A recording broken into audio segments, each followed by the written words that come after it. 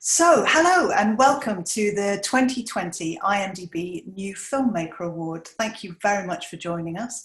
And first of all, some thanks. Thanks massively to Col Needham, the CEO of IMDb. He funds this award and the £1,000 prize money, which we'll be giving out this evening. And thanks to Visual Impact. So they add £1,000 worth of hire kit to the prize money. So huge thanks to them, and thanks to all of our filmmakers who made short films and submitted them to us. Now, I'm very excited to introduce our guests for this evening. The first person that we're going to talk to is Amanda Posey. And Amanda is probably best known for An Education, Brooklyn, Their Finest. She has a huge number of films to her name. But welcome to the IMDb Awards, Amanda. And the first question which I would like to ask you is if you can tell us kind of your backstory, how you got into producing. Sure. Hello, I'm delighted to be here. I did a lot of theatre when I was at college, and I found, it's all about telling stories and it's all about finding drama. So there was a lot about theatre that related strongly to film, but I found it frustrating. I was really, really keen to get into a medium which could, if something worked, could go very wide to a very wide audience, so that you could play high, play low, you can do it all in film. And I got more and more interested in film as I went on in college and ran a film magazine. We had a sort of small film festival and stuff like that. And so when I left university, I was pretty sure that that's where I wanted to go. I wanted to go into film. But of course, I had no real idea what everyone did. I sort of assumed I might want to be a director because that's all you've ever heard of in terms of somebody who's sort of in control, in charge of things. And it was only really when I started working for Stephen Woolley, who, I then collaborated with much later on as well in my career. But when I saw what a producer did, especially a creative producer, and I finally understood that you could be the person right at the inception all the way to the end. You weren't cut out of any part of the process. You were a sort of integral part of it. And even directors, sadly, as I'm sure Coky will say, will sometimes come in late and have to leave early. But the producer's there to the bitter end. And I love that about the process. Fantastic.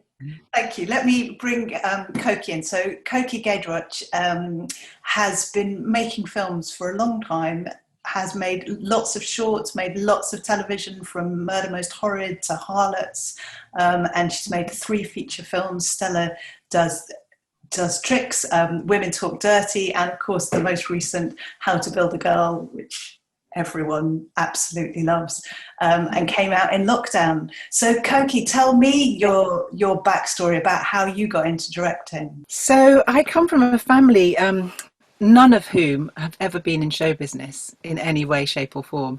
So I didn't really know what I was going to do. I got into art school, decided not to go, went to uni, was frustrated creatively. So I sort of found this film society down in the bowels of the uni. And it started to sort of, the penny dropped. I started to think, well, here's an art form I think I can do and I like. It's a collaborative art form. I don't quite know how I fit in. I knocked on the door for about 3 weeks. The biochemists that were in there kind of ruling the roost, all the guys, wouldn't let me in. So it took a long time to get them to teach me how to use a camera. And then from there, it was literally a whole kind of process of 30 years, in fact, of me just knocking on doors and not really taking no for an answer. Being persistent, making a whole load of short films at the beginning, documentaries. I did friends were in bands, so I did their promos for them. It was a hustle. It's just been a big old hustle, Holly, from the beginning to now, and joyous and amazing, but quite tough as a female at times. And I'm happy to say it's changing now, but it's been that kind of a journey, really. Yeah, amazing to have stuck at it and been so persistent. Well done. Thank you. Very pleased that you have. So Col Needham is our third judge of the evening, and Col, of course, is the CEO of IMDb. IMDb, of course, is the Internet Movie Database, the website that we use 800 times a day. It has 250 million unique users a month, actually over 200, which is an astronomically ridiculous figure that you can't even imagine. I know, it's crazy.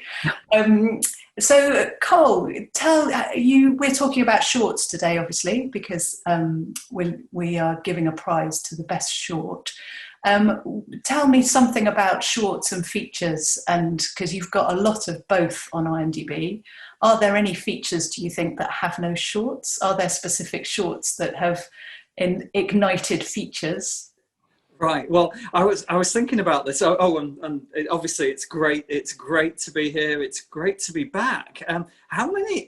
I'm trying to think off the top of my head. How many? Is this number 9 or number 10? Number 9. Number 9. Oh my goodness. So if you've been with us throughout this time, well done for sticking with us. And if this is your first one, welcome to the fun. Yeah, so I was thinking about shorts and features, and I had the privilege a few years ago of being on the awards circuit at the same time as Damien Chazelle, who at the time had just made Whiplash. And there's kind of like a little bit of a funny story about how that came about, because he wrote the script as a feature. And he was taking it around to people, and they were kind of going, really? A music conservatory, a drummer, a teacher, kind of like, oh, how, not for us, thank you very much, kind of. And that was the answer. That was the answer that he was getting everywhere. And so somebody said to him, well, I tell you what, the best thing you can do is take your best scene from the feature script, make it as a short, and see how that goes. And so he did exactly that. He submitted the short to Sundance. It won the best short at Sundance that year. And then of course immediately after it's won, he's surrounded by people going, wow, like amazing short, like have you got like a feature script available? And he just has to reach in his pocket and go, well, funny you should ask that. And then of course they made Whiplash into a feature. So I think the timing is right. I should have checked this on IMDb in advance. But I think he won in the January of one year with the short, and he was back at Sundance the following year with the feature. Wow.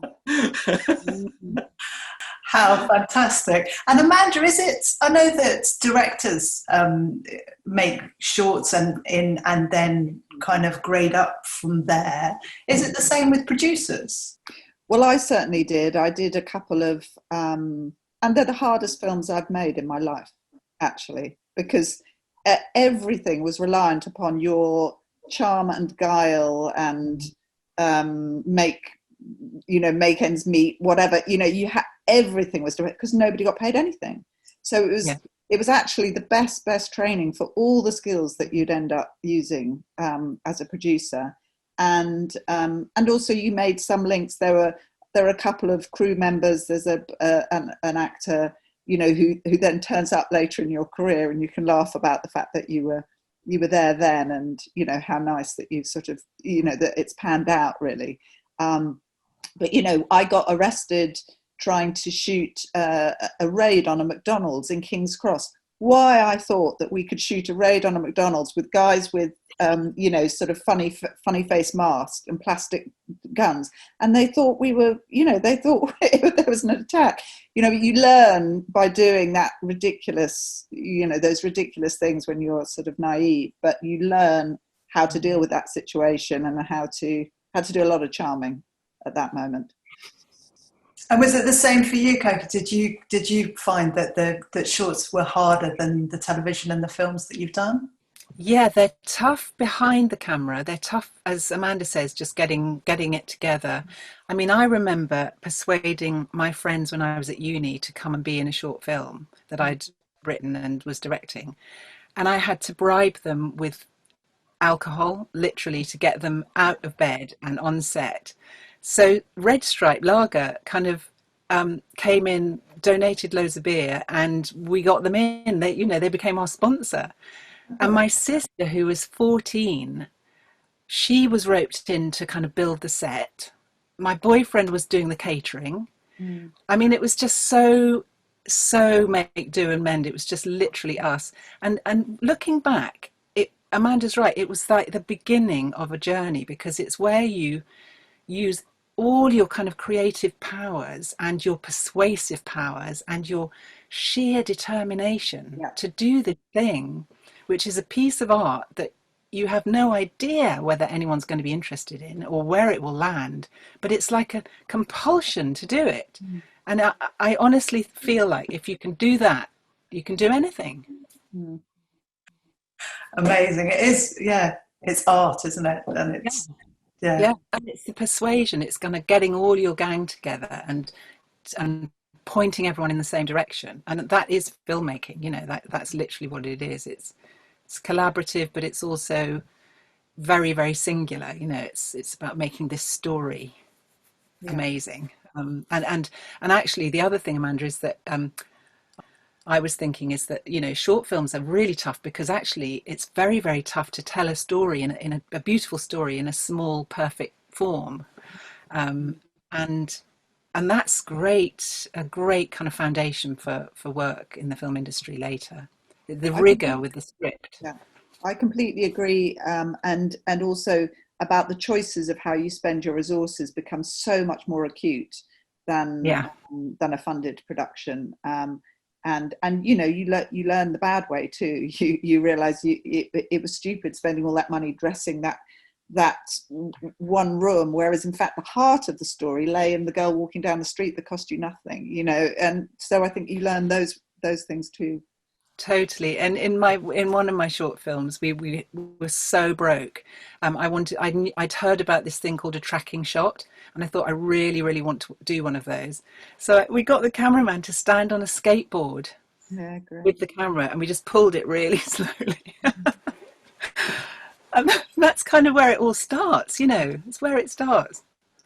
All my mates, honestly, over the years, always turning up, putting the costumes on, getting on with it. There's a fantastic video, I don't know if you've seen it, of a guy doing tracking shots on roller skates. Have you seen it, with a New York taxi, and he's going backwards with the camera through the window of the taxi? It's a kind of archetypal, the genius of short filmmaking. Totally.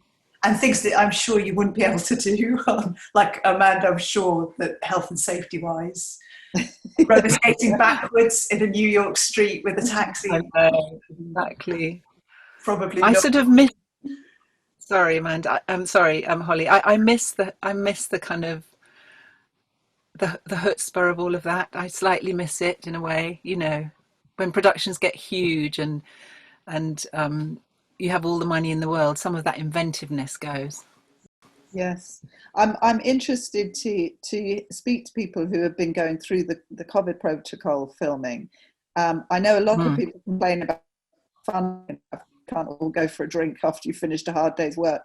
But what I haven't heard is to what extent it may or may not be constraining a sense of creativity, whether it's actually directly affecting the way you're able to capture a moment. Sometimes every filming day, however well planned, it's always got to have a looseness to have those moments, performance wise and choice wise of how you do it. So I'm kind of interested to see how that affects the end product.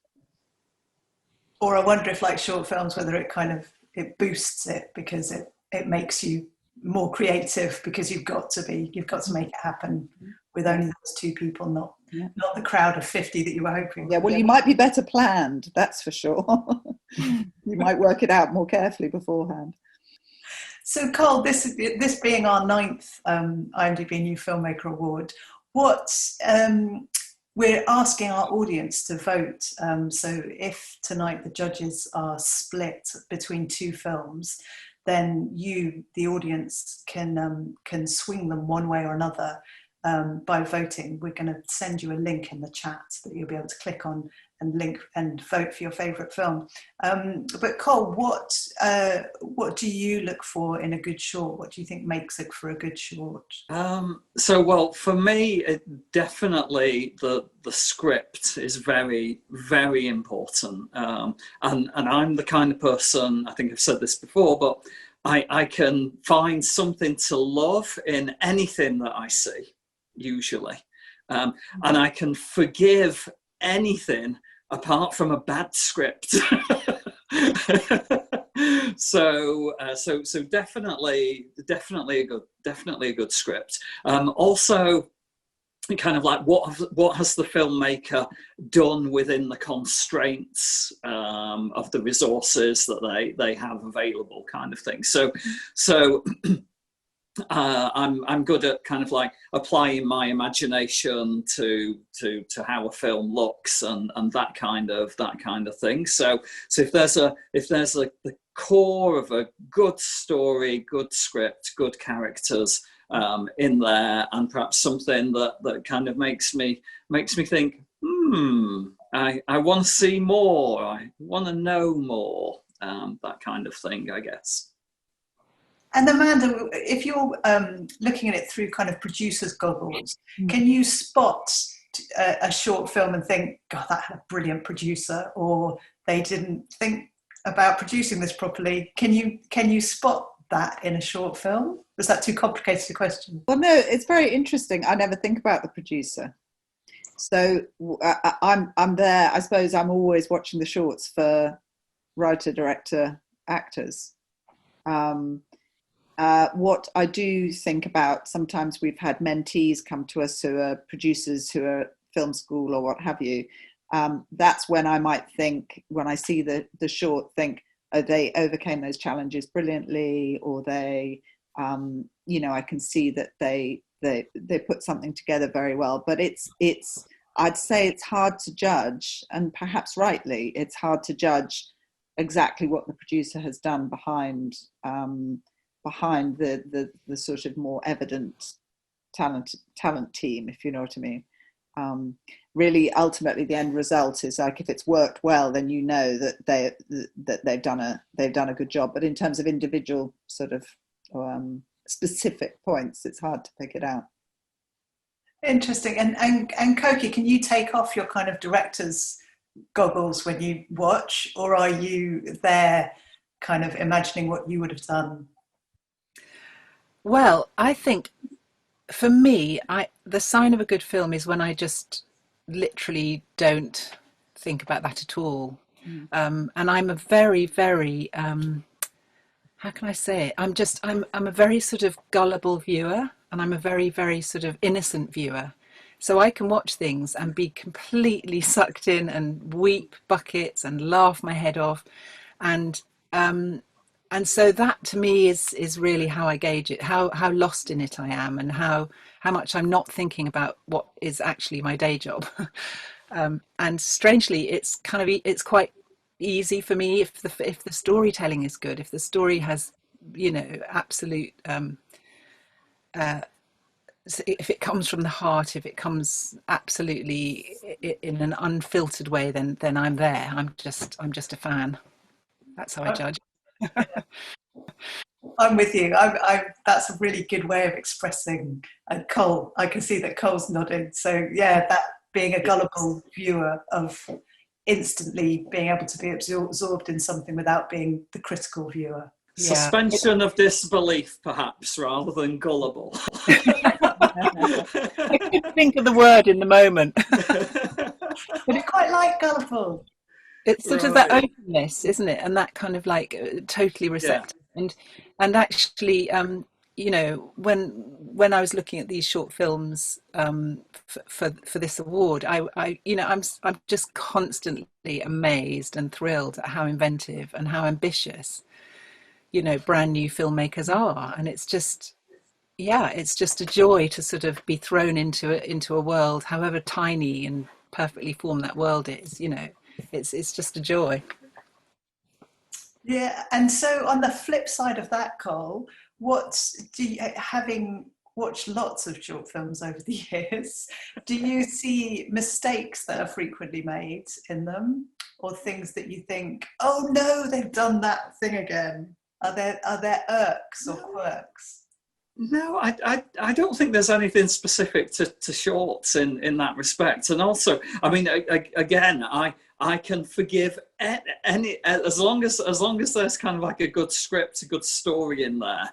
I'll just be lost in the detail thanks to my suspension of disbelief. So I guess maybe I guess one thing that's kind of just hit me is think about the being economical in the storytelling. So if you can get your idea over in a 4-minute short, make a 4-minute short. Don't feel like, oh, I need to show I'm serious. It needs to be 8 minutes, 10 minutes, or whatever. You can be just as poignant and impactful with a short. I was once a judge of a series of shorts, which were the length was 8 seconds, and it was absolutely amazing how much story you can tell in 8 seconds. They were 8 seconds long.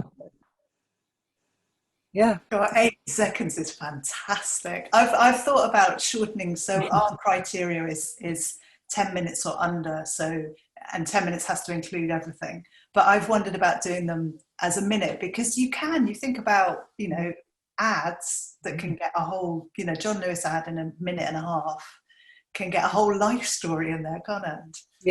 Yeah. Okay, well, that seems like the perfect place to pause with this, and to introduce you to our filmmakers and the 5 finalists of the 2020 IMDb New Filmmaker Award. Hi everyone, I'm Dylan. I'm from China, currently working in UK, and I'm a friend of of Lau, who is the director of this film, Under the Full Moon. So basically, I'm on behalf of him today because the Zoom restriction in China, so he can be here. So I'm gonna talk about our film a little bit. And so the whole inspiration from this of this film is from like a true robbery incident happened. Our director Lau, and after that he had a feelings that in this crazy world many things happen without warning, and it is inevitable, and life is always full of disappointment, and like many things once lost will never return, and like violent resistance could lead to another tragedy, and the cycle repeats itself. And there's a quoting from a very famous poet, Su Shi, says like, as the moon may wax or wane, man has sorrow and joy. As the moon is bright or dim, we part or meet again. So that's basically the story of this film.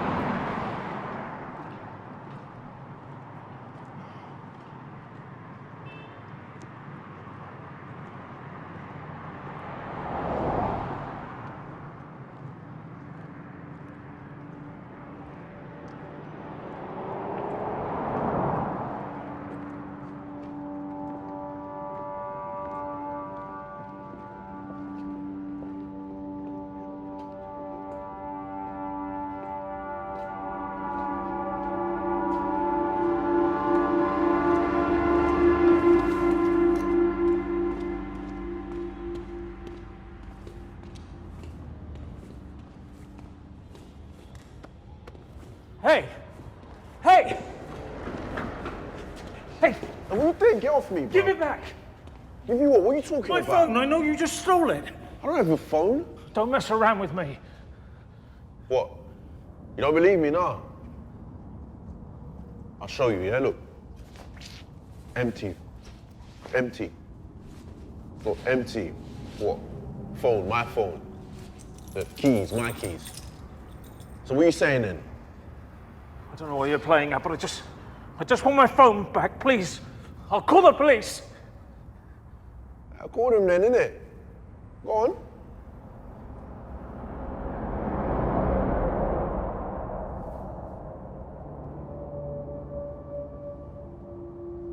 Leave me alone, man. Wait. Hey, get off me, What do bro. you want? Money? I done told you already, yeah, you got the wrong guy. Please, look. I lost my daughter. The memories in that phone, they're all I have. Please, look. I'm begging you, please. £20? Ah, fuck off, man. Oh, wait. What the hell, bro? What the hell? Okay, you want money? Okay. Look. There's £500. Okay? You want money, I get it. I just want my phone. Please. All right, give me the money then. Cash on delivery. No, money first, bro. No, come on.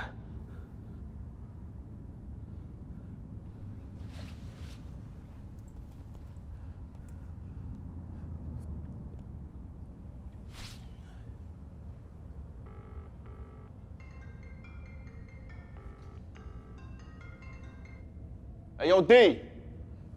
Get here. Hey, yo, Chop, quick, bruv. Get here.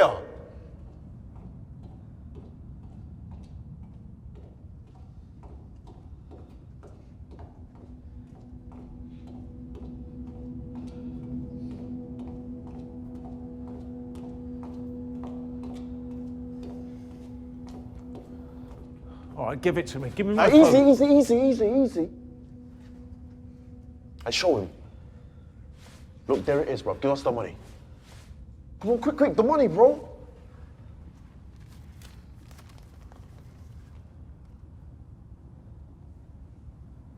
Turn it on.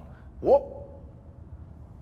Turn it on and I'll give you this money. Bro, don't fuck around with us. Look, I need to know it's my phone. Please. Yo, show him, man. No. Fam, what's your problem, bro? No, I won't.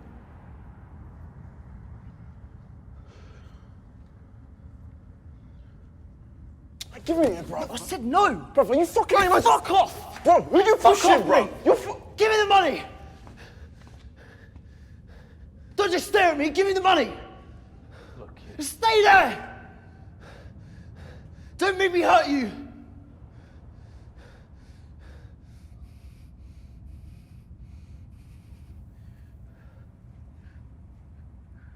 today I lost my job. I had my phone stolen. Now I'm being threatened with a knife. Tell me, why does the world hate me so fucking much? Did I do something wrong? Did I? Stay there!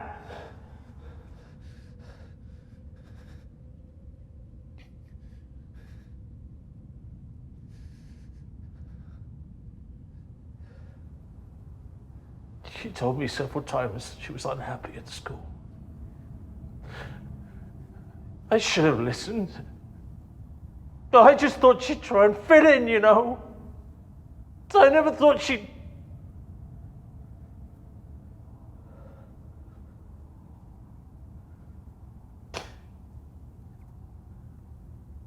I've nothing left. I lost everything.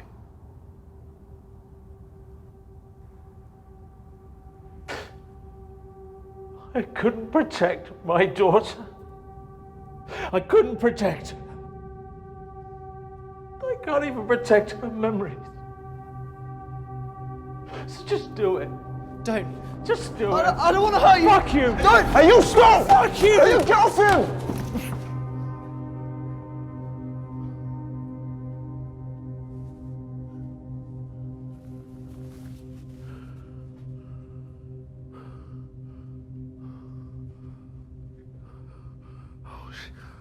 Fuck!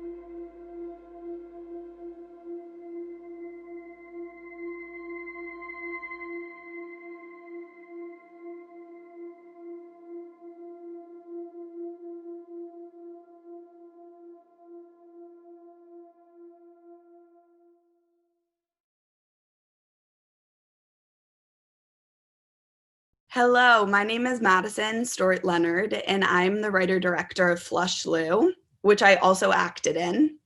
And it is a short story which is really meant to explore the boundaries between laughter and grief. So I really hope that I make you laugh. I tend to think I'm funnier than I really am, but I hope you enjoy it.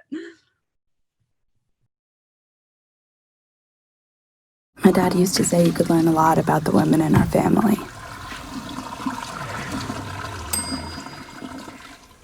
By what we flushed down the toilet. Irene Ackerley couldn't stand to look at her engagement ring after my grandfather's affair. Jean Ackerley broke the single most important thing from my father's childhood and tried to dispose of the evidence. Theo Ackerley, it was what I dropped in and chose to take out. Lou Ackerley didn't drop anything in the toilet, but he dropped dead of a heart attack. Now, he can't say anything about the Ackerley woman anymore.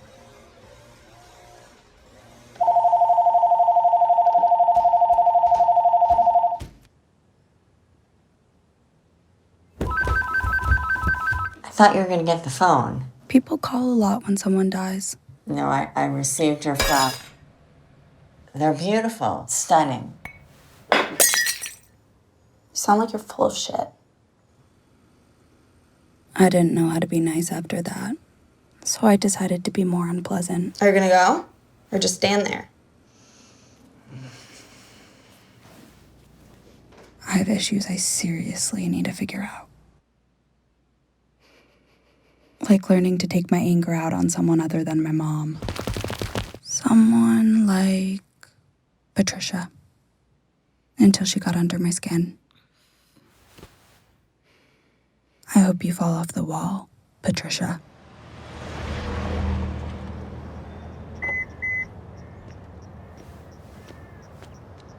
Irene disappeared for a few years. You get out. You get out. She's your grandmother. She's your mother-in-law. Hi! She moved to Florida. And although I appreciated her being there, We had no idea you were going to be here. Really? I didn't really have a choice. Whoa, those are heels to die for. You going to attract a new husband already? It's gonna be an adjustment.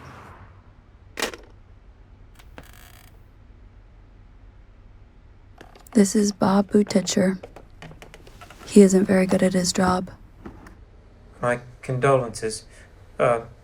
This is Lou. He's resting. He's in a beautiful urn. We cremated him.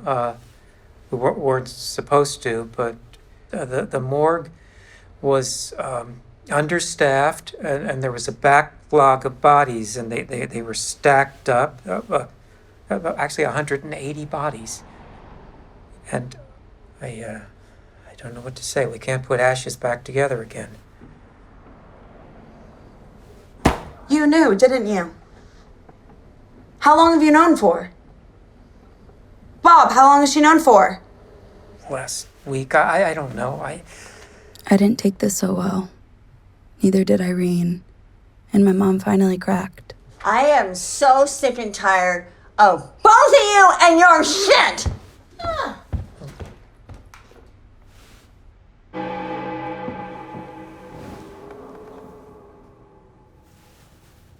I can fuck up Bob for you. Is it your uncle? Not by blood. This seemed a bit inappropriate. Given all the, well, you know. And I'm pretty sure this wasn't the first time he'd thought about this. Bye. Bye.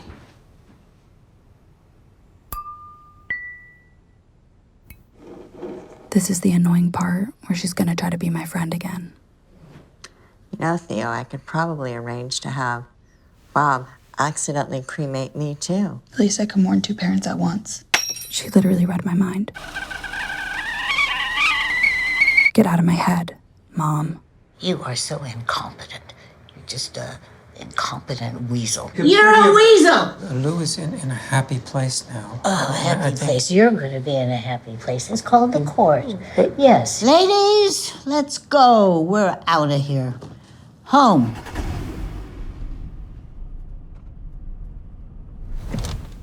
Where's Lou?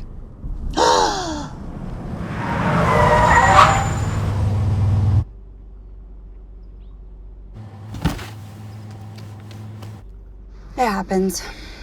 Just so we're on the same page, this and this Don't leave. don't happen. Buckle him up. Then again, I never thought this would either. My husband's in a frickin' shoebox. Yeah. It's very simple. Very clean. I know what you're thinking. No.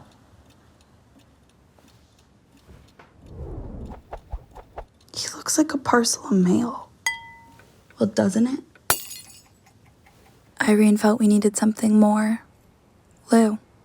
I've redressed Lou. Isn't that wonderful? He always used this. So, I could see where she was coming from, but I wasn't about to put my stamp of approval on it. And neither was Jean. Besides, it was my turn to do something for Lou.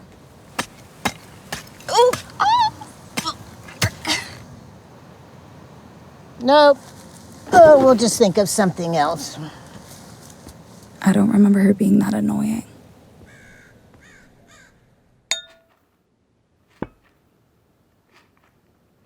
Jean continued to do what Jean does best. Absolutely nothing.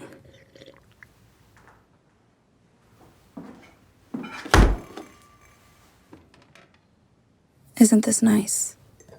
The whole family's together.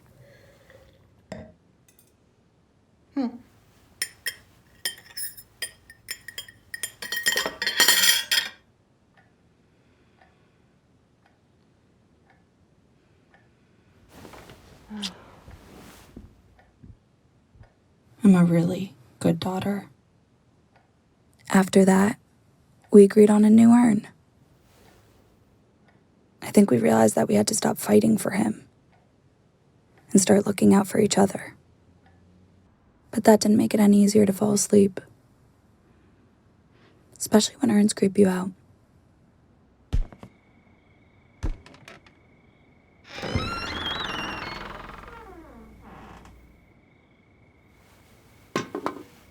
There's just really no good place to put an urn.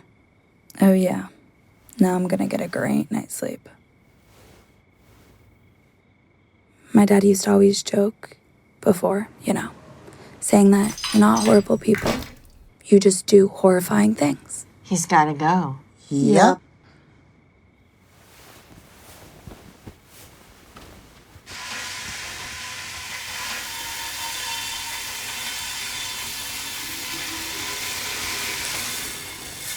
That's right. We flushed Lou.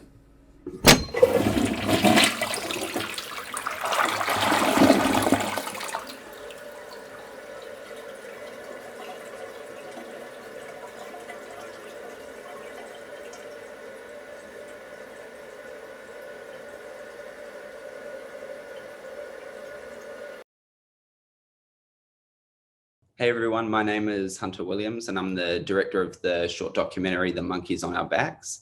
The Monkeys on Our Backs is a film that kind of looks into the issues surrounding mental health in rural New Zealand, which is where I'm from originally. And so it's an issue that's very close to my heart. So yeah, I really hope you enjoy the film. My goal with this film was to kind of start some important conversations. And so even if wherever you are in the world right now, this isn't particularly relevant to you, hopefully there is still something that you can take from it and learn from it. And hopefully this will start a conversation with you and your friends or your family in your life. So yeah, thank you very much. And I hope that you enjoy it.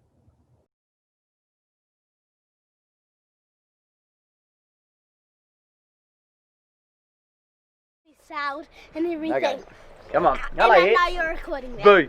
I just clicked record. I just got that on camera. I don't care. You don't care? No. I want to watch it. Can I see it? No. Please. Oh, okay. Yep. 1, 2, 3, 4, 5, 6, 7, 8, 9, 10. So yeah, that's right. Like answer the question as. Yeah, I know what you mean. Yeah. You ready to? I think Start? so. Yeah. So just your feet. Oh when shit! You, yeah. It's just kind of picking it up a bit. Yep. Yeah. Sorry. That's cool. So I can start again now. So you're good? Yep, we're good. Yep.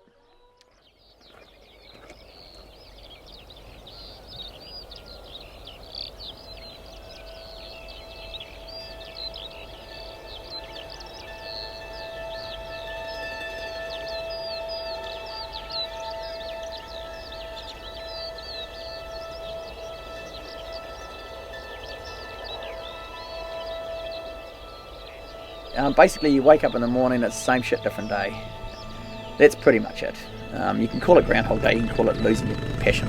I don't know what you call it, but for me, it was just that same shit, different day. And that's in farming. That's what we do. We're often on our own. There's all this stuff, and it's you become quite institutionalised within the farm. It's all you do. It's all you know. And when it gets to that, it's you're kind of entering into dangerous territory. The majority of them are sole operators. It's you battling the elements every day. And when you think about what farmers are doing and why they do it, the majority of farmers do it because they love being outside, they love their animals, they love kind of creating a legacy. No one ever went farming to get rich quick. Oh, Jesus, sorry, girl. Back then, farming was never on the cards. I guess My family quite wanted me to do some sort of academic career / I was training to be a ballet dancer, so I kind of shocked my parents in the last year of high school and just said, I'm going down to Lincoln to study agriculture. So, yeah. Like, this is pretty small scale this year, this milking operation, but hopefully we'll scale it up. We just kind of, I wanted to start real small so I didn't like end up with a massive loan. You don't have to be a millionaire by the time you're 30 to be successful, and you don't have to have everything together or have everything all figured out. Agriculture in general is quite bad for work-life balance. So it's not a job where you can really leave very easily. I think it kind of kicked off for me being a really competitive person, and then that feeling of you're not doing enough or you're not winning enough or you're not making enough money is what really kicked it off for me. That was when it got really quite bad. I was trying to push everyone away. I'd split up with my partner and like tried to kick him out and like was pushing my family away and everything like that. Didn't really want to talk to anyone or do anything. I just wanted to work, and that's when I guess my sisters realised that something was quite wrong. Things like mental health, yeah, it's a serious issue. It's an untalked about problem. The scale of it we can only surmise at the moment. There's a lot really working against farmers right now. What's taxing, I think, is that continuous being told you're the problem. You know, the further away you live from the centre, you tend to have poorer health outcomes. We actually realised there were some real big concerns for health, and they were around increasing rates of depression, anxiety and suicide amongst rural communities. Farmers have chosen their lifestyle, and part of that is often that they live remotely. So that's not new or necessarily a problem, but isolation in itself is a problem. And which is really ironic considering we've got social media and we've never been more connected, but yet we are so isolated in so many ways. There might be people around, but actually being connected to today's news instantaneously, or knowing what their friends are doing through social media, that isolation can be quite crippling. A lot of people don't want to work alone. They don't, they want to be part of a team, and seeing no one for the day, especially if you're a single shepherd or something like that, is really tough. If we don't have strong rural communities, then we're not going to have food production as we know it. 3 years ago, my sister took her life. She'd been battling mental health issues for a large percentage of her life. I think that experience has made me a much more caring human being. I spend a lot of my job just talking to people, but I find it really critical to see how people are. But yeah, for me it was more just I lost the passion in farming. I wasn't waking up in the morning excited. I didn't even really want to go to work. I started the journey I did Kellogg's, which is a rural leadership course, and for me it was a starting point really. And so it got me out of the rut and took me on a path of improvement.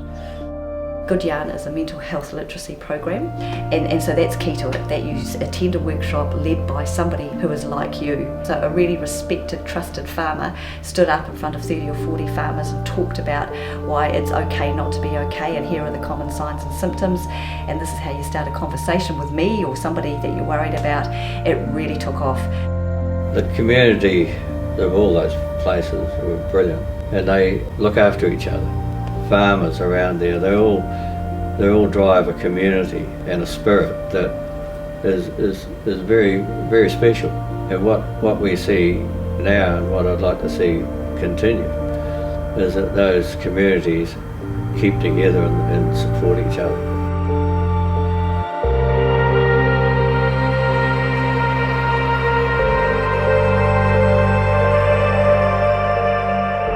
Really need you guys to be just tapping a little bit and having those conversations, because you might be the person who is there at that point in time, and you definitely don't have to be an expert in it. You just have to have your heart in the right place and have a go. I'd like to see that things like mental health are mainstream conversations, not uncomfortable, don't talk about it unless you're prompted type conversations. It's no different than a sporting injury from the rugby field.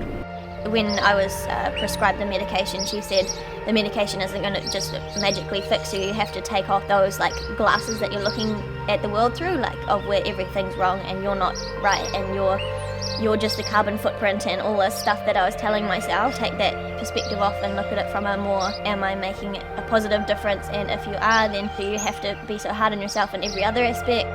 That's an ongoing struggle for me. Are you going to be a farmer one day? Maybe.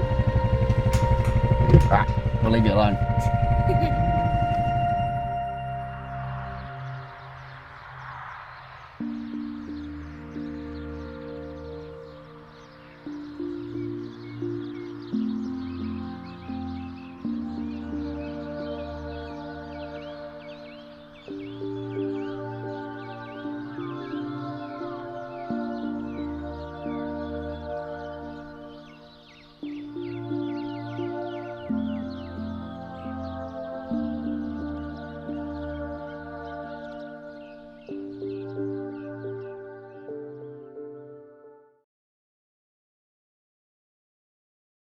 Hi, I'm Ava Bounds and I'm a writer and director from the UK, and I'm here for my film Players. And so I made this film at the end of the really strict lockdown restrictions back in April, and I was playing around with these kind of robotic voices, and I wanted to kind of mix it with an old kind of fashioned world. And so I kind of wanted to create this whimsical, weird place that ties in a bunch of different eras, which is kind of confusing to the audience, but also entertaining, because I really wanted the people stuck in lockdown to just have a bit of fun and loosen up and really buy into that they're in this world. And of course, as the lockdown, so has it, my neighbours were the actors as well, so they brought their own costumes, which is quite interesting. But thank you so much for listening, and I really hope you enjoy the film.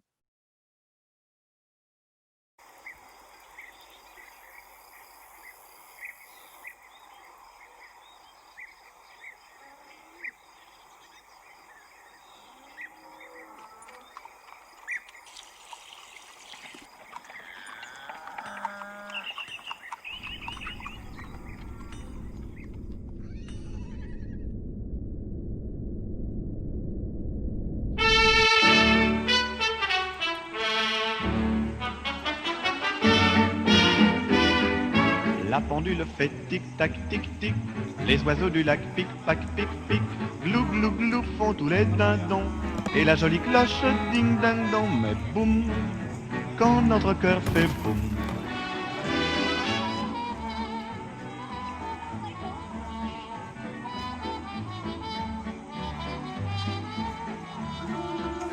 Big news, another village wiped out by plague.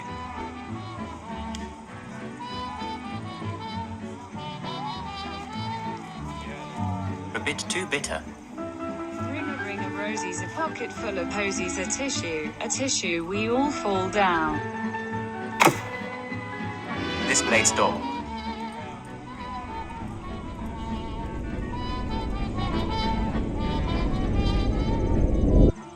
Mummy, please, may I have a bonbon? Woof.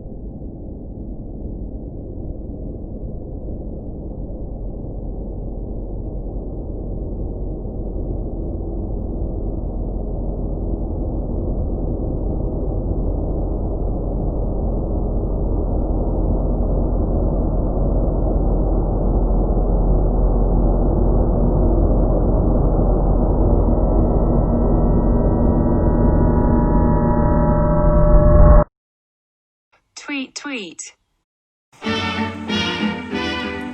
La pendule fait tic-tac, tic-tic. Les oiseaux du lac pic-pac, pic-pic. Glou, glou, glou font tous les dindons. Et la jolie cloche ding-ding-dong. Mais boum, quand notre cœur fait boum. Tout avec lui dit boum. Et c'est l'amour qui s'éveille. Hi everyone, my name is Meng. I'm the writer-director of the film Home. I'm a Taiwanese filmmaker currently based in the UK. So Home is actually adapted from a short story that I found in Irish Time by Louis Phillips. It is a bittersweet story about child homelessness in the UK. It is kind of fantastical because it's portrayed from a child point of view. So I hope you enjoy the film. Thank you.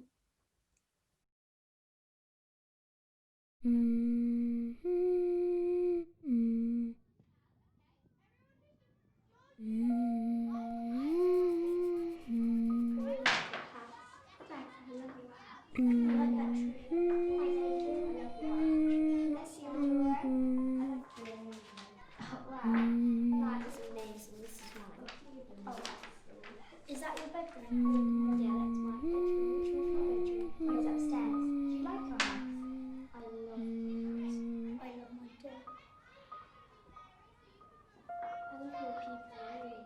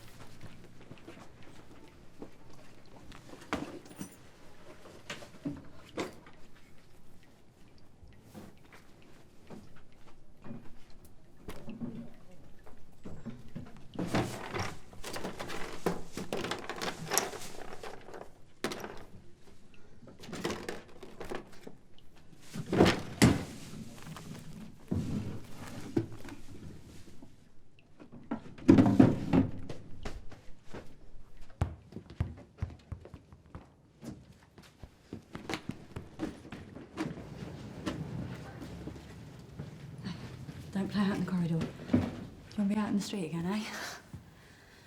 Look, I've really got to go. But the beans should be warm now, yeah? I'm going to bring you some chips when I get home, okay?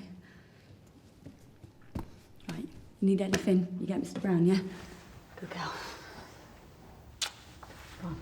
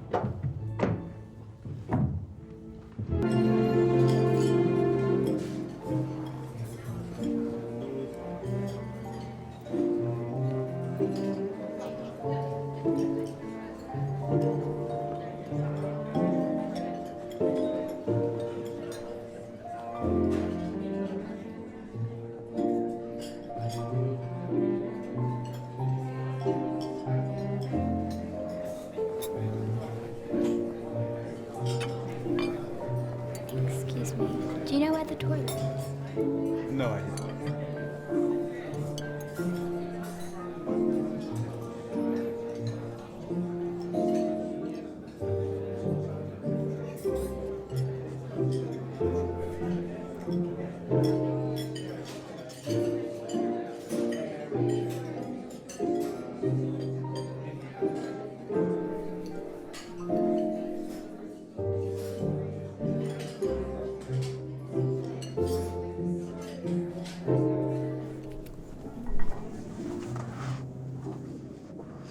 I sometimes sneak yogurt into my bag.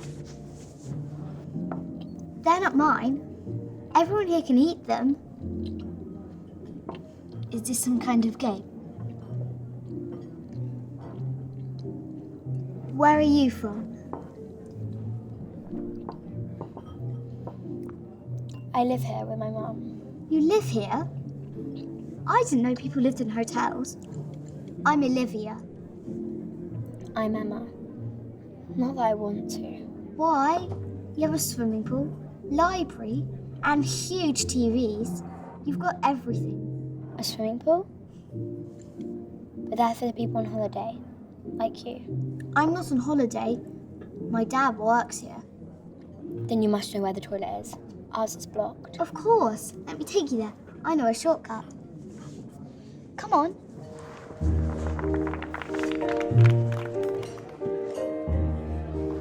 Let's dance. I'm sorry, I don't... Don't worry. Look, my mum used to teach me this. Can I have your hands? Banana, banana, banana, banana, banana. Do you get it now? Let's try again. When I get a living room, I'm going to teach my mum. Oh, cool. Can I come? Where is the toilet again? This way.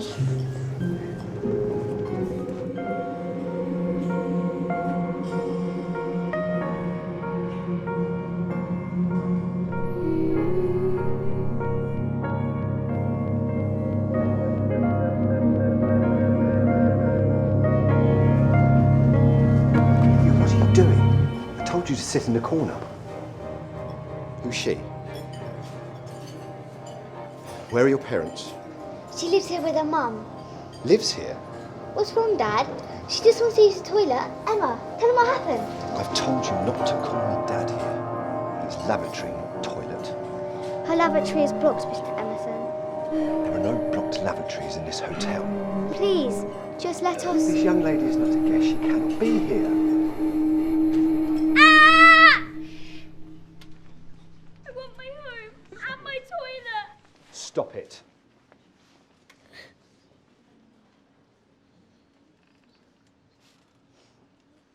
What's going on here? What's going on? Oh my goodness. Why did you let It's her awful. Who's going to clean up this mess? It's only a toilet, for God's sake. Well, if you need to use the lavatory, come this way. What's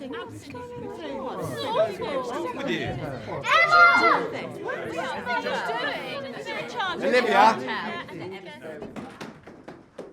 Emma! Sorry, I should have taken you straight to the toilet. Sorry, my dad is mean. I thought it shouldn't be like this. It isn't your fault. Are we still friends? I stink. Now we stink together. I better go or Mr. Emerson will get mad. I hope to see you again. Me too.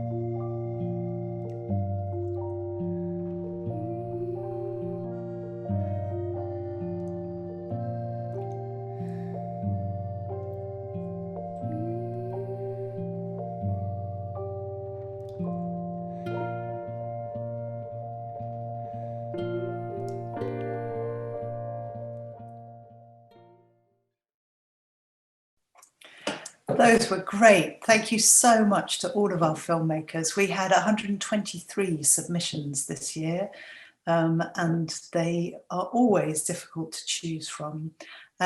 We'd really like to know what you think. So if you could click the link that's in the chat and please vote on the film which you think should win this year's IMDb New Filmmaker Award. The prize is £1,000 cash and £1,000 worth of hire kit. And if the judges are undecided, then your vote can swing them one way or another. And on that note, I would really like to invite our judges back into our Zoom. As you will remember, we have Coky Giedroyc, who is a director. We have Amanda Posey, the producer. And we have Col Needham, who is, of course, the CEO of the IMDb. And they are all going to talk briefly about each one of the films. And we're going to start with Coky, who's going to talk about Under the Full Moon. So I think this is very good. I think it's a really good film. It has a powerful, singular, central idea, which is very satisfying in the format of a short film and very difficult to pull off. And the idea is that in one uninterrupted shot, you can create a thriller.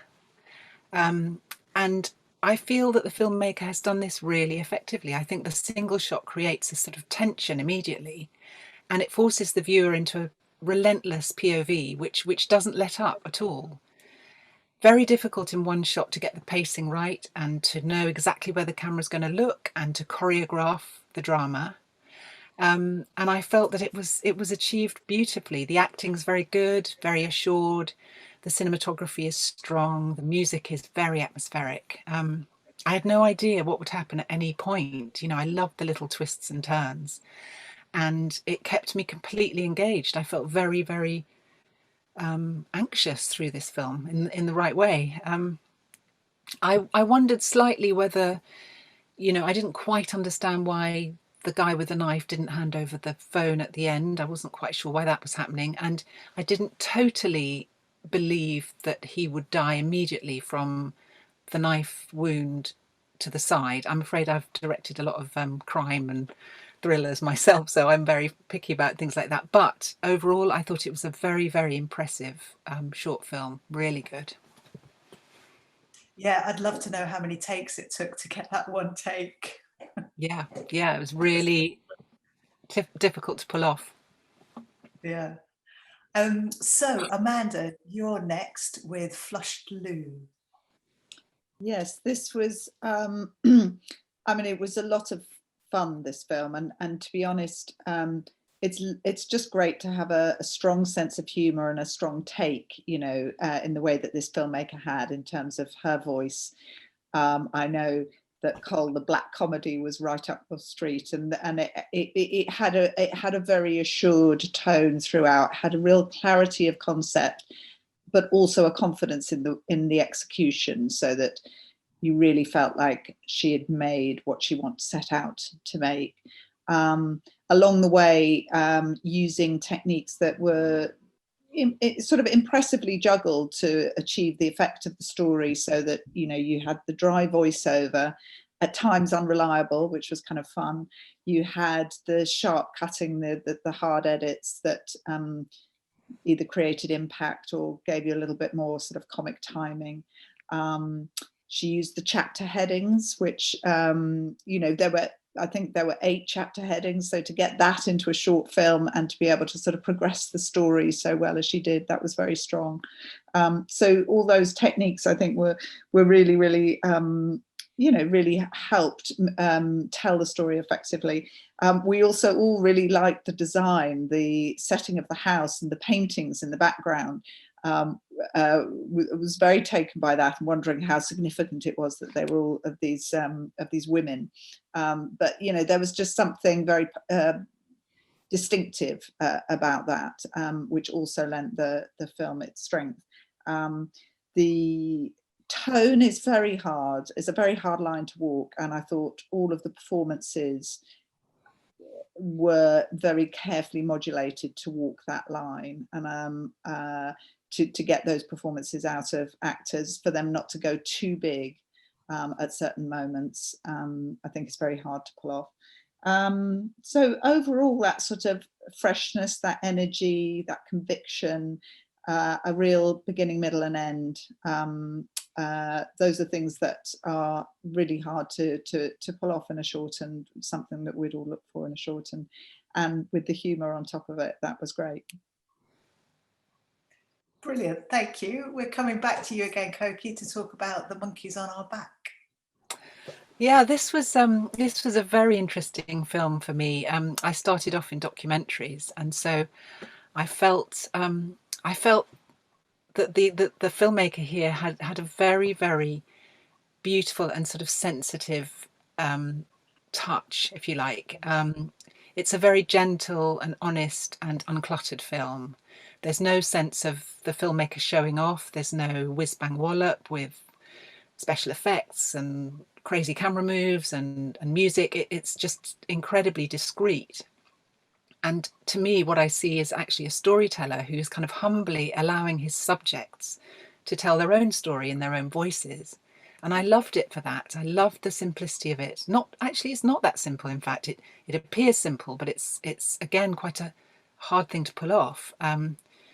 To sort of, as a filmmaker, to kind of reduce your role in a funny way and allow everything to just be presented. The editing is light on its feet. It's interesting and a little bit subversive here and there. I love the prequels in black and white to the film. And I love the way that he cross-cuts between people, and one person starts a sentence and another character kind of finishes off the sentence. I guess I would have loved a tiny bit more of an emotional engagement. I would have loved to know more about these people. But I must say, it was all new information to me. I didn't know about this problem of mental health in the rural community in New Zealand. So it was all fresh. And it's a very confident film. There's nothing that intrudes in this strong, simple storyline with heartfelt narrative. With heartfelt testimonies at its centre. I loved it. Brilliant, thank you. And Amanda, we're back to you for Players. Well, Players is a really unusual piece. I think we all have to admit that we were confused by it, as the title says, the clearly confused film.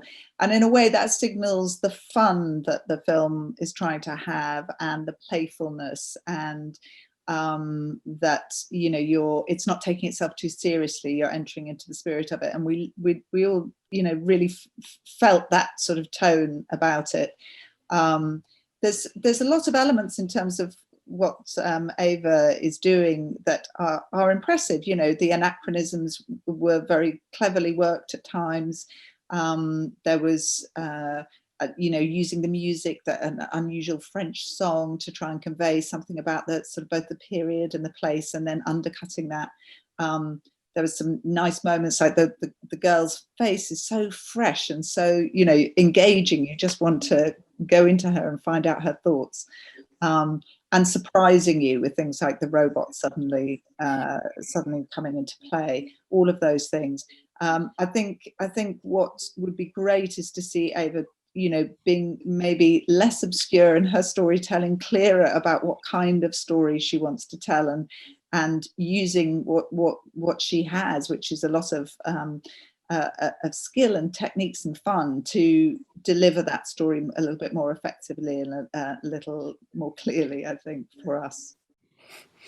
Brilliant, thank you very much. And finally, Col, you have Home. I have Home. Yeah, what a blend of kind of like realism and then magical mystique that's kind of going on here. And we kind of like, there are some parallels to Alice in Wonderland, maybe Narnia, that kind of thing, where she's in this kind of like impossibly, well, actually it's not impossibly, is it? It's a grimy kind of room, and then all of a sudden she bursts through into this crazy tea dance with the pink theme. It's this kind of like this kind of like strange environment that she's in, and then she remembers the mission, she needs to find a way to the bathroom quickly, and it's kind of like the crowd kind of surround her, and it's kind of like an impossible way to get through, and then we have the accident, and then there's the kind of like the sweet moment, isn't it, where she says, well, I'll give you a hug too. So really nicely edited, really nicely shot. There's some great use of light in there, and just a really great visionary film, I think. Yeah, so well done. Brilliant. Thank you, Col. So we have had a live vote going on whilst we've been talking. We've been collecting together the audience vote on which film they think should win, so that should you be indecisive, anyway, should you not be able to make a decision, they can tip the vote. And we usually, if we were there in person, we'd have a box of chocolates ready to give to the audience award winner. Yeah, we will post a box of chocolates. Col, would you like to announce the winner of the audience award? All right, okay. So the winner of the audience award is The Monkeys on Our Backs. So congratulations. So congratulations to Hunter, who we should be able to bring magically into our Zoom from, he's there. I can see that he's appeared. So Hunter, if you turn your camera and your audio on, there he is, all the way from LA. Quite big. Thank you so much. Congratulations, Hunter. What was it like? I really appreciate this. What was that? Sorry, I think there's a bit of lag. What was that? What was the experience for you like, sitting kind of in the back room of the Zoom, watching your film, watching the other film? It gave me a bit of a fright because right as Col announced it, my screen suddenly switched and then suddenly I was in the Zoom call. So thank you for having me in. But thank you so much to everyone who voted, and thank you so much to you guys as the judges for selecting the film and bringing it into this this bunch. The other films were so incredible, and I really appreciate the feedback and stuff too. That was really nice of you and really great to hear. So yeah. Brilliant. I don't know how, actually I do know how I'm going to get chocolate to you in LA. I have a cousin. Anyway, we'll get you. Thank you very much. So thank you very much, Hunter. We're going to put you back into the green room of the Zoom, and cool. Thank you very much, guys. Great film, Hunter. Great film. Well done. And then I know that you have all deliberated and made your decision on who should win this year's £1,000 cash, £1,000 worth of hire kit, all to go towards their next film. And of course, what else do they get, Col? Oh, of course. Thank you. Thanks for the reminder. Gosh, an IMDb lapel pin, which Holly always reminds me to say. Very exclusive, because you either have to work for IMDb or win this competition. So they're a very rare beast. I want one, Col. IMDb.com/jobs. We're all coming to work. Am I allowed to promote our jobs page? Yeah, of course you are, but you might get it. It's a lot better than a Blue Peter badge. Right, yes. Okay. So, would you like to announce this year's winner of the 2020 IMDb New Filmmaker Award? I would. We're very pleased to announce that the winner is Madison for Flush Lou. Well done, Madison. So, by the power of the internet, Madison will shortly enter the Zoom. Hello. Thank you so much. I was very thrown off and confused. Well done, Madison. Thank you. I honestly, your feedback would have been enough. I was smiling the entire time, and it was just so nice for all of you to understand it and notice things I've done. So thank you. Thank you. So the award. Do I get a box of chocolates too? Oh, you get, and I don't know how I'm going to get this to LA. Yeah. Me either. Any other time, and I would volunteer to take it on my next flight, but I'm not flying either. Right. Well, you will be in the future. I might give it to Col to bring the next time. Yeah, next time. It's a little wonky right now, but I feel so blessed and honored. Thank you so much. Congratulations. You did a great film there, Madison. It's really, really fun. So good to have humor in a short film as well. Yeah, that's me too. I mean, if you don't I always say my sense of humor gets me through everything. So to not have the humor, but you always wonder, if I'm laughing, will other people laugh? So leave it to the British people to get my humor, especially. I feel like I was with the right audience. Good. Definitely were. You definitely. When did you make the film, Madison? I made it in Los Angeles. No, when? When did you? When? You know what? About a year ago now. And it took me a little while. I was working at the time, so it was kind of hard to edit the film and work, and I applied to graduate school, so a lot was going on. So next time I hope it's a lot faster. You know, You've got to get it in under the wire though before lockdown. That's great. Yeah, I know. But you know what? I'm excited for lockdown, and I think having constraints helps you be more creative. Right.